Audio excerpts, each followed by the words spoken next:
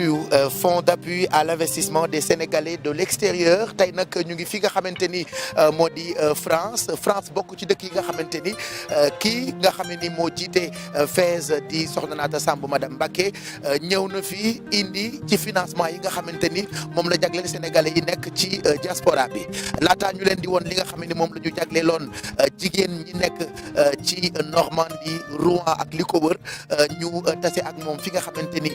moo di Champs-Élysées madame Mbacké ñu ngi lay nuyu di la féliciter encore ci taxawaayu FAISE ak fi mu jëlee financement wu Sénégalais diaspora bi ba fi mu ko indi. jërëjëf Pape Cheikh maa ngi kontaan lool ci sa teewaay fii di la sant bu baax ci vraiment liggéey bi ngay def ci TFM ak ci monde bi yëpp ak FAISE donc ñu ngi ñëw fii tey FAISE ñëw fonds d'appui à l'investissement des Sénégalais de l'extérieur ñëwoon fii France comme pour je pense 4e financement wu France parce que ñu ngi ñëwoon tey doon financer les femmes de la Normandie donc Normandie dafa nekk dëkk boo xam ne France dafa bëri ay Sénégalais président de la République bëgg ñu dem fépp fu Sénégalais nekk donc mu ne nañ leen fekk ji fi ñu nekk am na ñoo xam ne dañuy ñëw Paris mais du Paris rek mooy France Marseille tamit dem nañ fa dem Lyon dem fépp démb nag ñu ñëwoon dans le cadre du financement des femmes de la Normandie def fi benn cérémonie bu am solo expliquer leen ne ci la ñu bokk ndax sénégalais yëpp ñoo ko bokk kon ñëpp dañ cee war a am looloo doon suñu teewaay suñu yoon bi fii ñu ñëwaale nag Paris parce que comme toujours rek Paris moo ëpp sénégalais amul liste bu ñu mën a financer fii te waa Paris duñ ci bokk ndaxte tamit fi la business yi nekk fi la jigéen ñi di liggéey ak yëpp ba tax na bu ñu ñëwee toujours dañ fiy def escale jaar ci consulat yi nuyu leen jaar ambassade ak yëpp loolu mooy suñu teewaay fii tey. Gambie ba États-Unis Mali ba France dëkk yëpp FAISE dafa dem ndaxte yéen a ni diaspora bi mooy 15e région du Sénégal mais laataa ñuy ñëw ci financement bi nga xamante ni moom la ñu jagleel jigéen yi nga xamante ni ñoom ñoo nekk fii ci France surtout waa Normandie ñooñu nekk ca Rouen d'abord bu ñu ko doon def ci xayma jëm ko expliquer téléspectateurs yi bi nga ñëwee fekk nga fi FAISE waaye bi nga ñëwee da nga fee fekk financement yi tolloon par exemple ci dërëm. waaye nga yokk ko ba mu toll daanaka ci téeméer ba sénégalais yi nekk ci diaspora bi yëpp mën cee bénéficier wu nooy xayma loolu. xayma bi yàlla dafa def sax tey fii ñu nekk doon xayma bu yéeme Pape parce que dama ne son excellence le président de la république Macky Sall moom moo yóbbu FAISE fu mu nekk tey FAISE existé na depuis 2008 nekkoon décret bu judd juin 2008 doon fonctionner ak 340 millions boo seetee ne 340 millions yooyu. la FAISE mës a am de 2008 à 2012 président de la république Macky Sall moom mi nga xam ne dafa wër ne àddina bi yëpp xool li xew ci diaspora bi mu ne diaspora dafa war a nekk 15e région jigéen ñi dañoo jàmbaare góor ñi nañu ñëw investir Sénégal loolu moo tax mu jël FAISE bi yokk ko at bu nekk ñu ciy yokk ba tey ji 2017 ñu ngi ci 3 milliards 340 millions yooyu nga xam ne moom la ñu daan def at bu nekk pendant 4 ans joxe gum nañ ko fii ci France ci pour jigéenu France kese li nga xam ne moo doon budget sénégalais de la diaspora yëpp Gambie la commencé Italie fu nekk ci àdduna bi mën nañu xayma ne 28 pays def nañ ko tey 28 pays yooyu li ñu leen jagleeloon 2008 ba 2012 moom la ñu joxe ci France rek depuis 2013 donc xam naa loolu mooy li nga xam ne dafa yéeme te dafa tombé ndax 340 millions la woon te fii. bi ñu fi commencé 2014 ak léegi indi nañ fi 200 millions pour jigéenu France yëpp majorité bi nekkoon waa Paris président de la République ne Paris foofu dafa bëri ay sénégalais te am na 4 consulats généraux ak ay consuls honoraires comme Havre na ngeen dem fekk leen fa jox leen. ñu ñëwaat fi indi 100 millions yóbbu ko Marseille ñu boole ko waa Marseille Bordeaux ak Lyon muy 2e financement ñu defaat ñaari financement yoo xam ne bu ci nekk mat na 25 millions jagle ko comme li ñu joxe démb. jagle ko jigéen ñi nga xam ne ñooy waa Normandie ak ñi des ci yeneen dëkk yi Elbeuf yeneen dëkk yi bari yu ndaw yoo xam ne sénégalais yi ñoo nga fa tey yàgg fi lool di fa liggéey te jàmbaare donc mun nañu résumer ne 340 millions yi FAISE daan am pendant 4 ans par at muy budget bu réewum Sénégal jagleel tous les sénégalais joxe nañ ko ci benn réewu France sans compter nag 200 millions Italie 200 millions États-Unis 100 millions Côte d'Ivoire 100 millions Gambie et cetera maa ngi jóge Afrique du Sud il y a 2 semaines joxe nañ 100 millions Afrique du Sud dem ba Mozambique fekk fa suñu ay compagnie sénégalaise jox leen 50 millions donc loolu mooy xayma bi nga xam ne xëy na lu jar a wax la parce que sénégalais yi tey ñu ngi fu nekk bi ma demee Mozambique damaa yéemu ndax bi may dem wàcc ci dëkk boobu maa ngi naan waa fii dafa xaw a nur ak Guinée Bissau mais keroog bi ñu wootee ci salle damaa yéeme kon Sénégal damaa yéemu sénégalais yi ñu ngi fu nekk et je pense que vision bii président de la République am xëy na moom dafa doon jàppale nit ñi dimbale leen mais sénégalais yi tey dem nañu ba wane seen bokk ci biir Sénégal te li may wax toujours politique à part ku gis nen da nga war a wax ne nen a ngi parce que man sénégalaise de l'extérieur là j'ai fait 16 ans aux États-Unis musuma am dara loo xam ne ni am réew mun na ma ko jox du bourse du jàppale du dara donc je pense que man avocate là pour mën a wax loolu. parce que lu jiitu fee sénégalais yu bëri nekk ci diaspora bi dañoo foogoon ni gouvernement du leen tàllal loxo gouvernement dina du leen jàppale segam góor ñee ko doon xalaat nag à l'époque waxatuma la ak jigéen ñi waaye bi fees ñëwee ba tey ñoom gis nañu seen bopp ci réew mi. parce que jigéen ñi toujours damay wax immigration c'est une décision personnelle ay nit ñooy toog xëy na pour bëgg Afrique dafa metti dëkk yu bëri tamit ay pays sous-développé lañ pour nga nekk fa am li nga bëgg tabax kër yore sa njaboot fay say jàng doom dafa metti moo tax soo gisee immigré yi Amérique latine ak Afrique ñoo ci gën a bëri donc ñun bu ñuy génn lu ci ëpp jigéen ñi seen jëkkër ñoo leen di yóbbu bu ñu demee ba foofu jëkkër ji mën na am bureau di liggéey mën na dawal taxi mën na def liggéey yu bëri pour am xaalis mais góor jigéen ñi lu ci ëpp dañuy toog di togg wala toog yore seen doom donc di def day care wala ñu nekk di coiffer parce que coiffure du jar nga génn yooyu nag moo waral fees bi am sens parce que lu mel nii day tax nit ñi sawar a dem seen réew yow gis nga ko tey sénégalais boo waxal danaan la dama bëgg am projet Sénégal xëy na am na ñoo xam ne xamuñu ko woon dañuy financer nit ba pare moom du ko gëm ba keroog muy jot chèque am di jot financement sénégalais yi di def élevage ñu ci bëri ñu ngi Italie ñu ngi France ñu ngi fi nekk sénégalais yi nga xam ne léegi tey rek ñu ngi may wax benn sénégalaise boo xam ne fii la nekkoon am ay camion tudd Black Spoon camion boo romb ñu bind Black Spoon financé nañ ko fii ci Paris ñibbi na Sénégal dañ ko woo tey pour dem ci moom mu ne mu ngi Sénégal loolu dafay neex ci xol même bu fekkee bariwul mënuñu jàppale ñëpp ñi ñuy jàppale ñu ngi gis seen bopp ci biir te loolu mooy important c'est-à-dire la volonté d'aider la volonté de faire des Sénégalais à part entière ay Sénégalais yu bokk ci seen réew di doxal réew mi bokk ci dëkk bi donc je pense que loolu mooy li nga xam ne c'est à saluer. financement bi nga xamante ni moom la ñu amal ak sénégalais yi nekk ca Normandie Rouen le Fès demoon bëgg nañu leen cee wan tuuti bu ñu noppee commenter ko ak madame Mbacké. Je pense que c'est un grand plaisir pour moi d'être là aujourd'hui enfin. Je pense que vous avez été assez patient, que j'ai entendu parler de Rouen. Je pense que le premier jour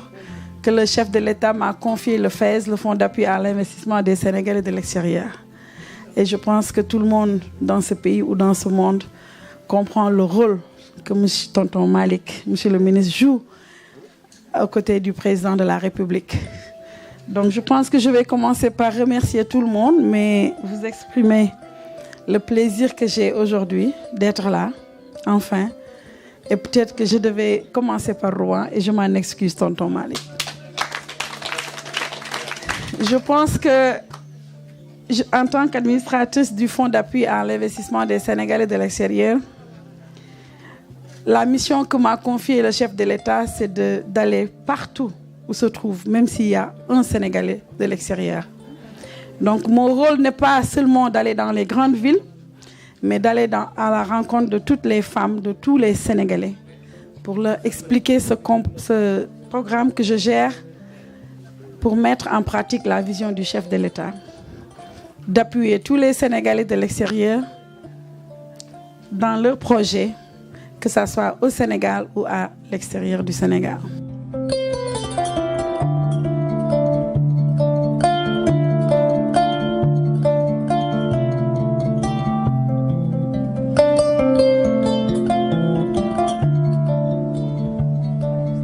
Vision bu président Macky Sall am pour les femmes loolu dañ koy rafetlu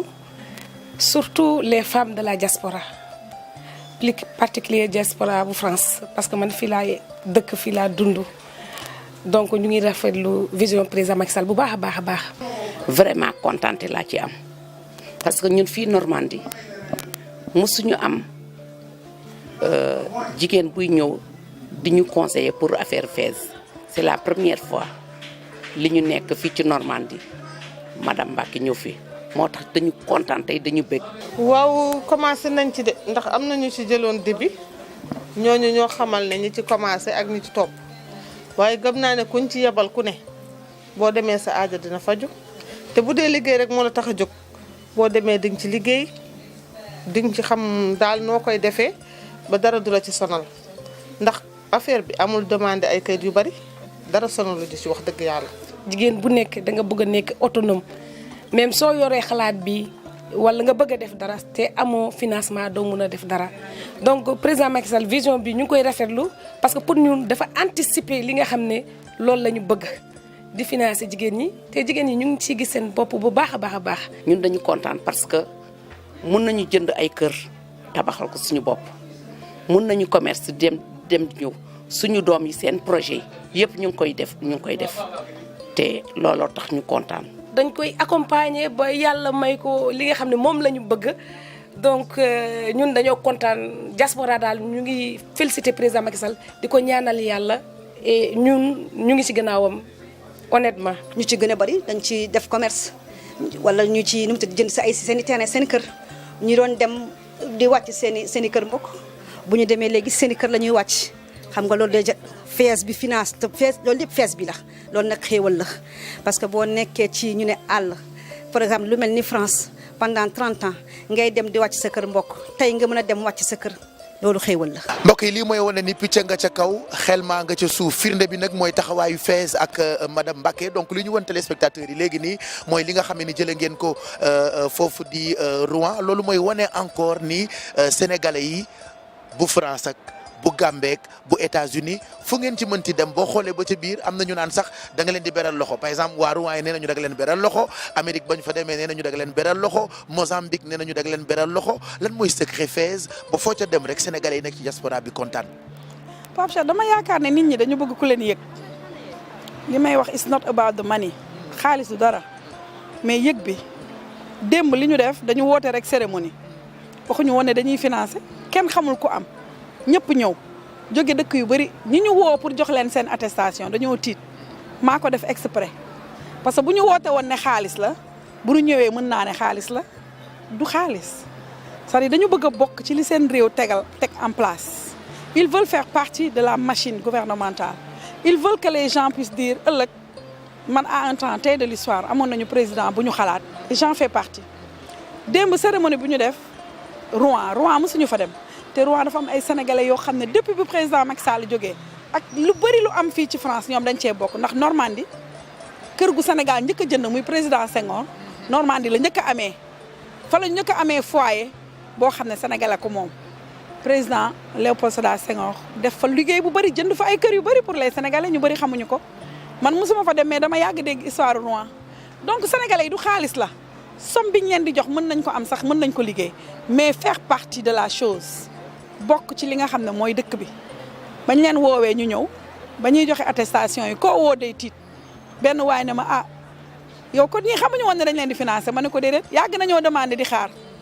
donc c'est le fait nga jël ay nit ñu xam ne bokk nañu nga di leen bàyyi xel parce que ñëpp mënuñu am il faut chaque fois bu ñu joxee am ñu kontaan ak ñu mer mais nit ñi bu ñu leen woowee dañ leen ne dañuy def journée de l'entrepreneuriat mooy jigéen ñi ñëw toog wax li ñuy liggéey ba pare wax ñu seen doléance ñu war a yóbbul président de la république wax ñu lu ñu manqué ak wax ñu fu ñu gis Sénégal ak lu ñu am ñu bëri dañ foogoon ne affaire député yi ñu tax a jóg mais ba ñu jëlee parole ba def ba pare ñoom ñëpp gis nañ ne donc dañuy def financement mu am fa nag ay ñu jàmbaar ñuy jàppale président il faut ma nuyu suñu ministre conseiller suñu oncle tonton Malick Gueye parce que moo ko sabab moom dafa dëkk foofu yàgg fa di yàgg ma wax ne ma Rouen te bari na dëkk yu bëri ñoom Capatel Sall ngi nii chaque fois ñu ne ma kañ ngay ñëw suñu dëkk parce que mënuñu dem fépp mais chaque fois bëgg naa ñuy def ay décentralisation parce que li ma waxoon ak yow New York rek on ne peut pas amener le gouvernement envers on ne peut pas amener tous les Sénégalais à Dakar mais on peut amener quelques structures expliquer leen lan mooy le Sénégal li fa dox yan moo fa am léegi parce que ñu bëri immigré nañ gis naa ko fi def 35 ans nee na demul Sénégal kooku bu jaaree jam ñaajo day réer donc ñun ñoo mën a ñëw wan leen lan moo am Sénégal mais li ma gis mooy sénégalais dañu bëgg ku leen yëg bëgg ku leen faale bëgg ku leen boole te man defe naa loolu yàlla may na ma bëgg mën naa ko dinaa maslaak ñu war a am te amuñu dinaa waxtaan ak ñoo xam ne nii dañoo bëgg ak di wax tam ñoo xam ne yow mii sax am nga mais damay jël li nga am jox ko kii ndax kii dafa am boutique am bi suñ ko joxee 5000 euros wala 5 millions day jóg te yow yaa ngi soog a commencé xaar ma dem te ñëw et je vois que nit ñi dañuy comprendre jël jigéen ñi nga xam ne dañu war a ànd di def commerce comme li ñu wax sànq madame Mbacké nga koy wax fukki nit bu ñu bokkee di def commerce nga jox leen 30 millions day dem parce que bu kii demee Chine kii dem Italie kii dem fii kii dem fee ñoom ñëpp seen bagage Sénégal la jëm. Sénégal la jëm donc ñun bu ñu jëlee benn 100 millions dugal ko fii 100 millions yi dañ koy multiplier par 10 wala 100 les Sénégalais font entrer 1 milliard 1000 milliards au Sénégal par an selon la Banque mondiale kon bu ñu jëlee 3 milliards jox leen ko xanaa loolu mooy multiplier par 100 donc ñun 3 milliards yi ñuy wax ci budget Sénégal ñu koy dugal. ñoom 1000 milliards la ñuy dugal donc xoolal 3 milliards ak 1000 milliards donc ñun dafa mel ni dañuy investir sax pour yokk budget wu Sénégal ba tax na soo comprendre wul da ngay foog ne yàq la mais sénégalais bu ñu financé comme li may wax sénégalais bu nekk bitim réew en général su amee fayee ko lu muy njëkk a xalaat mooy fay luyaas bu dee amul kër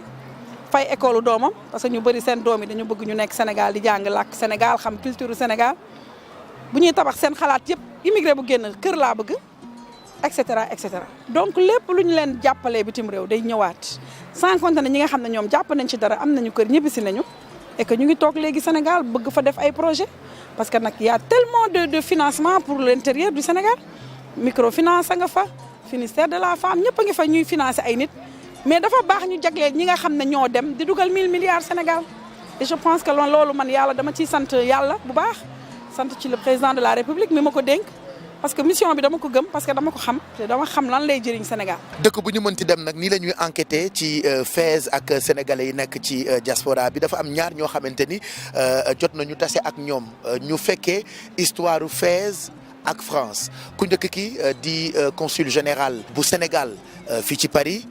dinañu déglu itam ki nga xamante ni mooy vice consul bi bu ñu leen dégloo ba noppi dellusiwaat commenté ko ak madame Mbacké. FAISE man dama jël fonction ci 2013 te période boobu ci période crise lañ nekkoon ci banlieue en France am na ñi nga xamante ni yu bëri xamuñu ko waaye période boobu chômage bi. ci quartier yi la gënoon am mooy quartier difficile fii ci France daanaka chômage boobu étranger yi ñoo ci gën sonn te ci étranger yi les femmes là donc jigéen ñi ak xale yi ñoo encore gën a sonn donc boo gisee hiérarchie sonn bi rek da nga xam ne les Sénégalaises de France à l'époque dañuy soxla woon lu mel noonu donc dafa fekkoon ñoom ñu am seen soxla. mais comme président dafa indi fond président xëy na xamul woon ni ko ñoom duñ ko jëloon ko FAISE bi ñëw na en 2014 dañu njëkk def ay ak leen njëkk joxe ay crédit 2014 ak léegi il y a eu plus de 250 femmes ñi nga xamante ne elles sont bénéficiaires de ce fonds-là bu nekk Paris bu nekk juridiction de Marseille Bordeaux Lyon donc démb rek ñu ngi nekkoon Normandie foofu on a pu attribuer 12 muy li nga xamante ni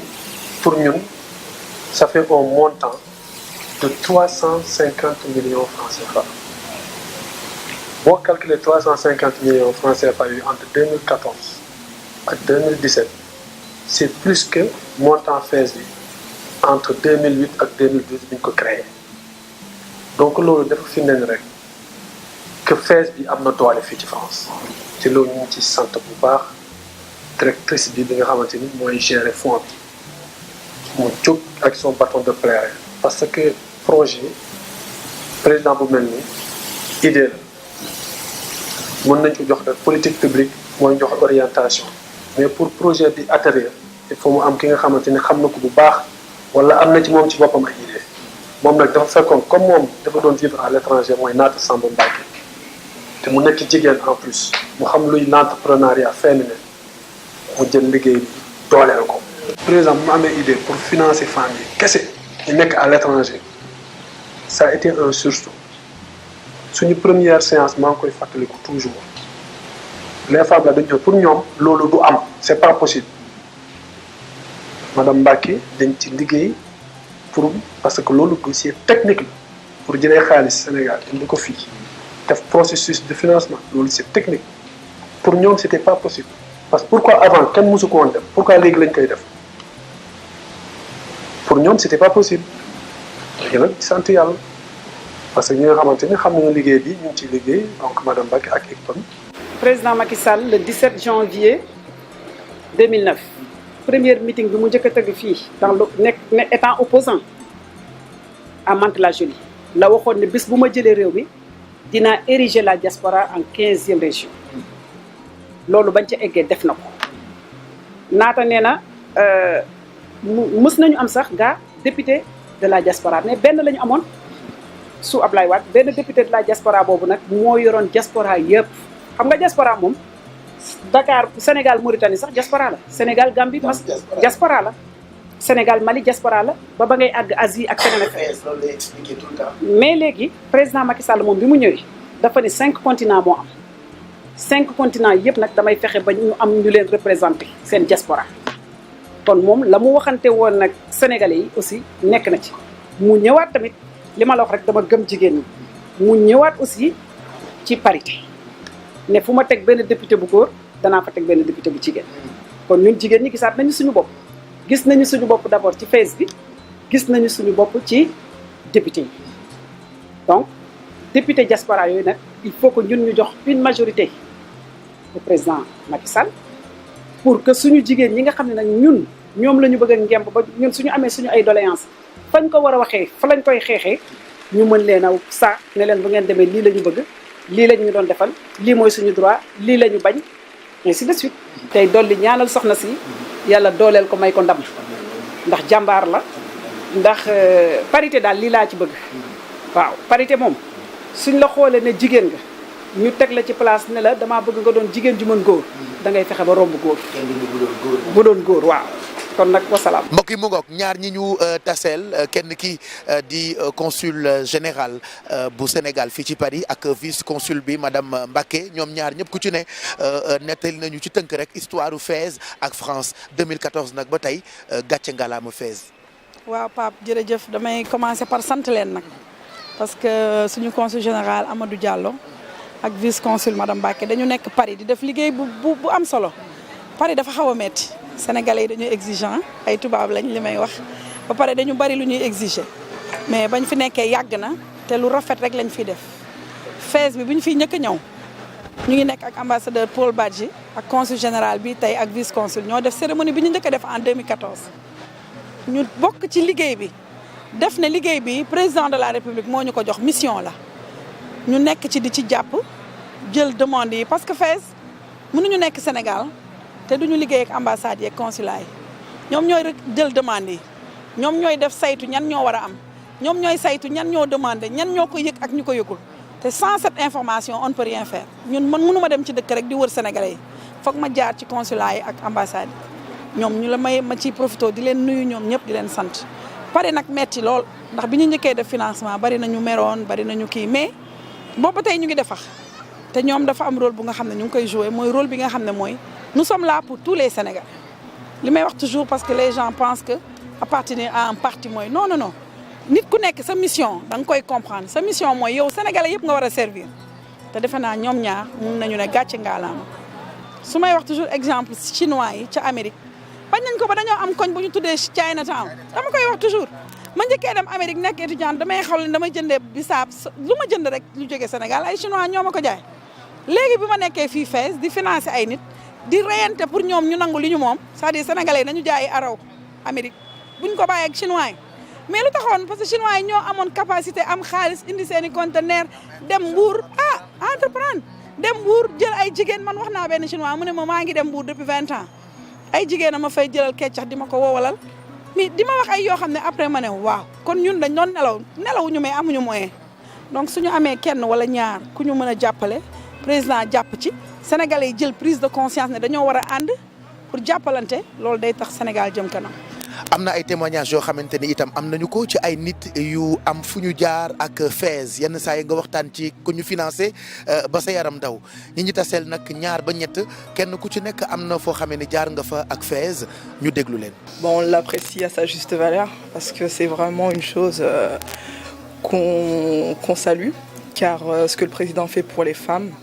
ou alors pour tous les Sénégalais de l'extérieur, c'est vraiment des choses qu'on n'a pas vues depuis longtemps. Étant né en France, c'est la première fois en fait que je soutiens un président sénégalais par ses gestes, par tout ce qu'il fait pour le Sénégal et les Sénégalais de l'extérieur également, surtout pour les femmes de la diaspora. Nous avons vu ce que notre cher président Macky Sall a fait dans les projets du PSE et vraiment depuis toutes ces années, c'est la première fois, je vous dis, c'est la première fois que nous, les enfants de la diaspora, les enfants nés au Sénégal ou qui ont nés en France, pardon, et qui ont grandi, qui ont fait toute leur jeunesse en France, se reconnaissent dans le pays, le Sénégal. Sénégal a commencé son apprentissage de mon couture, comme la majeure partie des Sénégalais d'ailleurs, parce que Sénégal, Sénégal, ils aiment trop la mode, on aime trop la couture. Il y a trop de couturiers au Sénégal. Sénégal a commencé à mais même pas juste la couture, hein. N'importe quel métier, France, ils te font repasser les diplômes en France. Je ne sais pas pourquoi, mais c'est obligatoire. Il faut repasser ce diplôme pour nous reconnaître. Donc il fallait que je recommence encore def école de mode pendant 2 ans. Et je ne cache pas aussi que ça m'a beaucoup aidé parce que vocabulaire de la mode, le Sénégal par contre. La mode, il y a beaucoup de vocabulaire, énormément de vocabulaire. Et puis j'ai complété mes lacunes parce que Sénégal, c'est pas parce que je veux me vanter, mais nous avons un goût. Quand je suis à l'école de mode, j'ai commencé mon premier défilé à Londres. Je me suis beaucoup battue avant d'en arriver là, même pour te dire, même si école, je me suis beaucoup battue parce que nous avons une place en fait avec nous. Voilà. Il faut appeler un chat avec nous. Voilà. Ben bis ci sama client yi am ku ne ma Mariam Sénégal gouvernement sénégalais dafay def lu ñuy tuddee FAISE pour dimbali les jeunes auto-entrepreneurs. Bi ma ko waxee j'en croyais pas du tout. Je voulais même pas en fait y participer. Dama ne ko loolu yëfu sénégalais la du mujjee fenn, j'ai pas envie. Il me dit essaie, ça te coûte rien. J'ai fait mon dossier, je l'ai déposé et on m'a appelé. J'y croyais pas. Et j'ai fait partie des bénéficiaires, même si c'était pas la somme qu'il me fallait pour accomplir ce projet. C'est une aide qui était importante. Politique rek la bañ. Mais je te dis que tout ce qui se passe, c'est vrai. Pour moi, de politique, c'est la réalité, c'est ce que j'ai vu. Et franchement, moi, je les remercie beaucoup. Parce que non seulement il y a le côté financier, mais il y a un autre côté aussi. Moi, Madame Nata, à chaque fois qu'elle arrive à Paris, elle n'était pas obligée de faire ça. À chaque fois, et j'ai trouvé ça trop touchant. Ça m'a fait quelque chose en fait. Parce que, à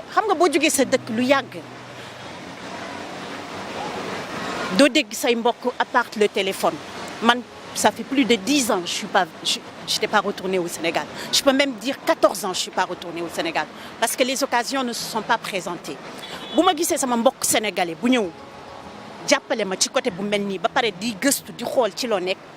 ça me touche beaucoup. Ça compte énormément pour moi. J'ai fait une école de mode. J'ai toujours été passionnée par la mode. Voilà, j'ai fait une école de mode il y a 2 ans et demi de cela. Et je n'ai pas travaillé directement dans le domaine, mais à un moment donné, voilà, l'évidence, elle s'est faite naturellement à force de recoudre des vêtements, de retoucher des vêtements, etc. Et j'ai lancé la marque il y a 2 ans et demi. Voilà, un peu un coup d'essai. J'ai fait 2-3 modèles que j'ai proposés via les réseaux sociaux. Et là, sans m'y attendre, en fait, le buzz a pris très rapidement puisque j'ai été contactée par les organisateurs de la New York Fashion Week qui m'ont proposé donc de venir et de participer à la Fashion Week donc d'Atlantic City en tant que jeune créatrice. Et j'étais la seule à représenter donc la France et le Sénégal. Alors ma collaboration avec FAISE, elle est née d'une proposition que m'a faite ma mère qui était au fait donc de mon idée d'entrepreneuriat et qui m'a dit écoute vraiment voilà on a la chance d'avoir un président qui aide la jeunesse dans tout ce qui est entrepreneuriat, etc. Je pense qu'il serait intéressant que tu puisses rencontrer l'équipe au niveau du consulat, leur soumettre un peu ton projet et voir ce qui est possible, ce qui peut en résulter. Et donc j'ai fait la démarche, j'ai rencontré donc les personnes du FES qui m'ont très gentiment accueilli, vraiment, à qui j'ai exposé le projet avec l'étude de marché, avec le business plan, avec tout ce que cela comprend. Et très rapidement, voilà, j'ai été accompagnée. Et c'est vrai que sans le FES, je n'aurais pas pu faire, par exemple, la Fashion Week de New York. yenn saa yi nga am sa business bitim réew ku ne xam na ne yombul fii ci France itam ngay dem ba mu yàgg mu bëgg a tëj wala nga am ci ay jafe-jafe bu yàlla dogalee nga tase ak madame Mbacké bu FES defe naa da ngay sant yàlla loolu mooy firnde li nga xamante ni moom la ñi taseel wax kenn ku ci ne am na foo xamante ni jaar nga fa ak FES naka la nit ñi mën a def pour am ci financement yi loolu itam defe naa wax nañu ko ba tàyyi ci télé bi waaye jar na fàttali itam. Pape Cheikh damay wax toujours ne déjà nit ñi dañu war a def demande da nga war a gëm ne am na lu existé te am na ñu ci am nga def demande da ngay def étude de projet déposer ko ministère des affaires étrangères nga suivre sa projet ba mu yegg si FES nga am numéro am accusé buy wane ne projet bi ni nga ko bindee baax na parce que toujours ma koy wax te defe naa répétition c'est pédagogique sénégalais bu bind projet rek dugal ko te wanul ne sénégalais de l'extérieur na duñ ko financer il faut nga am carte consulaire wala nga wane sa carte de séjour wala nga def loo xam ne dañuy gis ne yow mii kayitu France la wala kayitu Amérique mais boo defee projet rek yóbbu ko affaires étrangères bind Pape Cheikh Diallo rek du dem dañ koy jël rejeté ko yow mi toog nag di xaar naan man déposé naa depuis 2014 toujours nit ñi wax ma ko déposé naa bu yàgg mais buñ demee ba ci biir dañuy gis ne soit bind nañ leen lettre jotuñu ko soit ñoom éligible nañ mais amaguñu wala amuñu preuve te étude bi toppul canevas bi dafa am canevas boo war a def parce que expérience kii def projet dañoo bëgg expérience am bokk ci projet bi sa taux de rendement li ngay def soo ko defee ba pare financièrement est-ce que yow am nga compréhension financière d'un projet pour nga mën ko jël fay ko en 5 ans mën nga créer nombre d'emplois c'est important soo créé wul emploi lu ci ëpp duñ la financer projet bu bindul ne créé na emploi dañ koy teg fële pas que duñ ko financer sax mais du bokk ci projet prioritaire la te comme xaalis bi doyul demande bi dafa bëri donc mënuñu jox ñëpp boo defee sa demande yóbbu ko Sénégal wala bu dee yaa ngi bitim réew jigéen ñi nga def sa demande am na simplifié nañ ko parce que président de la république ci yërmandeem dafa ne jigéen ñëpp tooguñu jàng pour nga leen di def loo étude de projet yu gudd defar leen benn schéma man ma jël benn 5 pages résumé ci étude de projet des femmes mi ngi ci consulat yi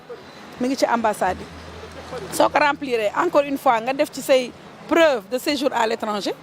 soo ko demande indee FES ci consulat wala ambassade ñoom dañ may defal liste demande chaque mois bu ñuy financer ci demande yooyu rek la ñuy basé xamuñu ko dëkk fii ak fële mais maintenant dañuy def répartition géographique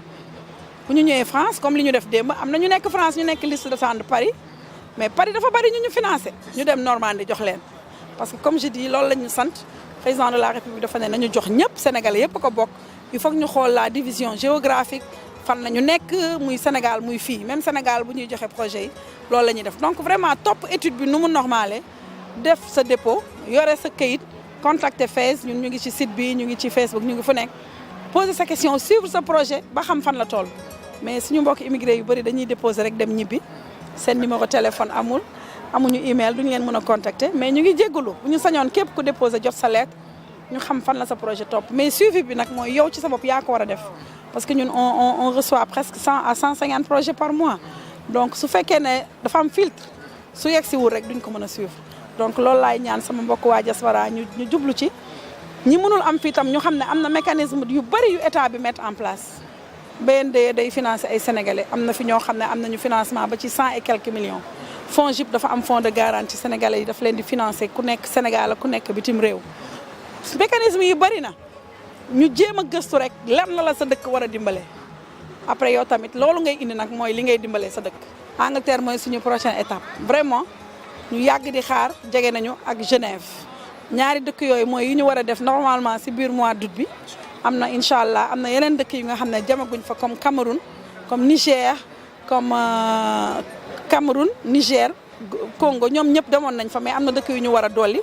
mais président dafa bëgg dëkk bu amagul woon ba pare am mais je sais que au mois d'août daal Angleterre moom la ñu war a def vraiment imminemment ci début août bi